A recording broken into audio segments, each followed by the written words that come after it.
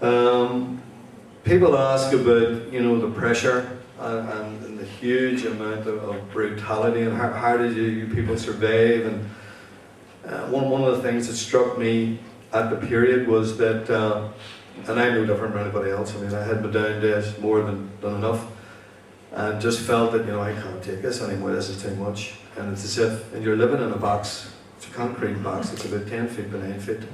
And you have a sponge on the floor, and that's what you have, and a gallon of water, and the Bible. So this is what you had, and it just gets totally and absolutely claustrophobic. The pressure is massive, and when you got to the stage where you were sitting, feeling sorry for yourself, like we all know we can do, you just sit back and you think of the vision of Bobby Sands' wee lad waddling behind the coffin, of Joe McDonald's wee lad hanging over the top of the coffin, the tricolour on it, of the families coming up on visits, of Mickey Devine's kids on the visit, of Waves, partners, girlfriends, mothers, fathers, all the immediate family. And when you think of that, that's what pressure is. And you realise that you're not in the same league.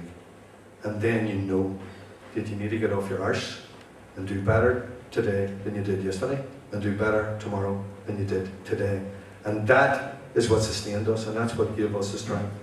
Plus, the selfless example of the lads themselves who were in that hospital, who were totally and absolutely determined. There are umpteen dozen stories about each of them, which would take me far too long to relate, of the courage and determination and the humour right along the way, in the midst of all this horror. And around the time that Joe McDonald was reaching a crisis point, I was sent for to go to the prison hospital, and that was the beginning of my absolute, every couple of days I was up in the prison hospital with people who were a week on hunger strike to people who were 60 days on hunger strike. And you could see the deterioration. Some of it was appalling, it was awful to look at them. And the British had the opportunity of getting a resolution, because they reopened this channel a couple of days before Joe died. And again, very convoluted. And Donnie Morrison came into the prison hospital and says, the Brits have opened the channel, there's a possibility for a negotiated settlement here. And he knew the elation in my face was almost, you could nearly physically grab it. And he cautioned me, and he says, look, keep your feet in the ground, because this just may be part and parcel of what they do, because see if they build you up to that height and then they slap you down, you'll hit the ground harder than you come off it in the first place. So you just need to keep your feet in the ground. Danny had a session with the hunger strikers, and then I went in with them, and they said to me that there wasn't enough in what the British were prepared to talk about here. There were 5 demands, there weren't anywhere near even 2 or 3 of these, that they needed to flesh things out. They needed to also to send somebody in and spell out in detail, you're getting A, B, C, or you're not getting A, B, C, or you're getting X, Y, Z.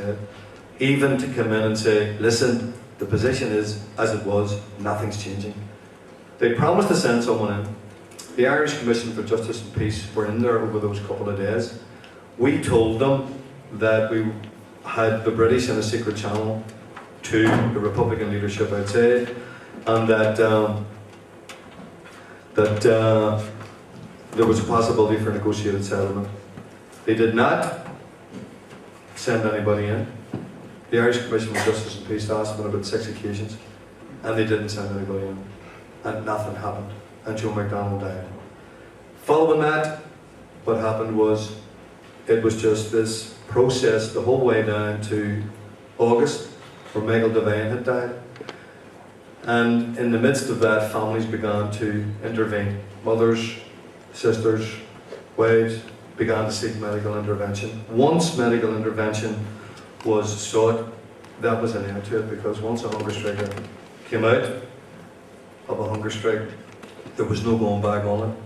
And in a sense, what happened was the actual control of it by themselves was taken out of their hands and placed in the hands of their families. There was nothing they could do about it, and it rendered the hunger strike action to continue would have been totally and absolutely wrong.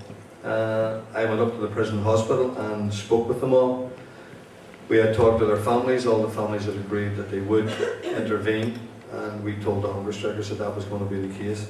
And on the first Saturday in October, they called a halt to it, and it finished on October the 3rd, 1981, after the deaths of 10 very, very courageous hunger strikers. And I'd just like to finish in that note. Folks, thanks very much.